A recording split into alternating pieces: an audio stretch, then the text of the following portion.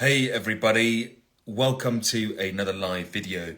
Now in this live video, I want to talk to you about this question which serves as an ideal way to recommend to newcomers how to go about their body transformation efforts. And that is the question of what if I had to start again from scratch? What would I do differently?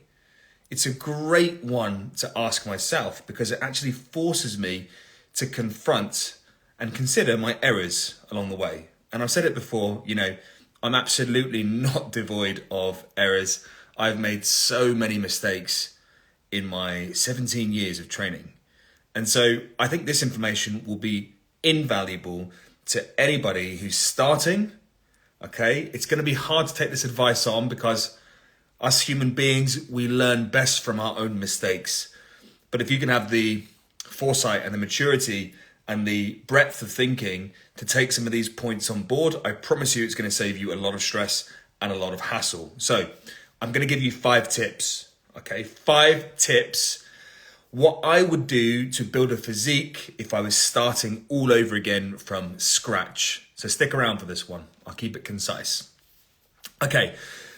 The first thing I'd do if I was starting from scratch would be to accurately determine my maintenance calories, okay? This means how much energy I need to stay as I am, okay? I started pretty lightweight. I was like high 60 kilos, like maybe 69 kilos, which in American money must be about 140 pounds, something like that, 145 pounds.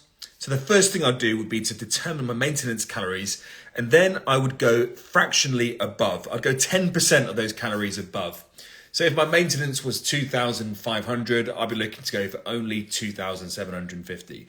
Why am I telling you this? Because I was the guy that bulked ultra hard, absolute dreamer bulk, and probably doubled that in a bid to gain muscle. And I just got really overweight, okay? That's the first thing. Maintenance calories, just 10% above. The second thing that I would do would be I would take the time to ensure that I was on an effective training program. So rather than going in the gym and haphazardly training whatever I wanted or felt was reasonable, I would get myself on a well-researched, well-grounded, ideally evidence-based training program, which factored building a balanced physique safely and with scope to progress without risk of injury. Okay, I would get myself on a tried and tested, ideally bespoke training plan which fit my body and my needs. Okay, that way I know that I'd be getting in the gym and doing the movements which are going to be most rewarding to my body. Number 3, okay, I would focus initially 100% on movement execution. I would completely reject any emphasis on progressive overload until I had focused and mastered technical execution of the primary lifts. So I'm not just talking about the barbell lifts, I'm talking about all your commonplace movements within the bodybuilder's arsenal. Of course, your barbell lifts like your bench presses, your rows, your deadlifts, your squats, these sort of things, but also the key ancillary movements, like your leg extensions, like your hamstring curls, like your bicep curls, like your lateral raises, etc., etc., etc.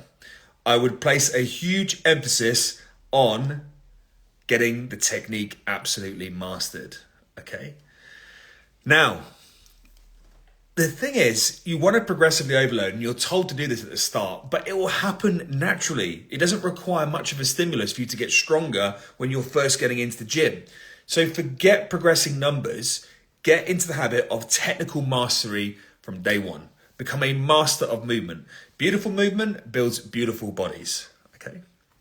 All right, and then number 4, supplementation. I would utilize only the most basic supplements from the start. I wouldn't hold off, I'd get straight into using protein powders to supplement my diet. I'd add creatine monohydrate to enhance my training performance. I would take multivitamins, and I'd take fish oils for my general health and well-being as well.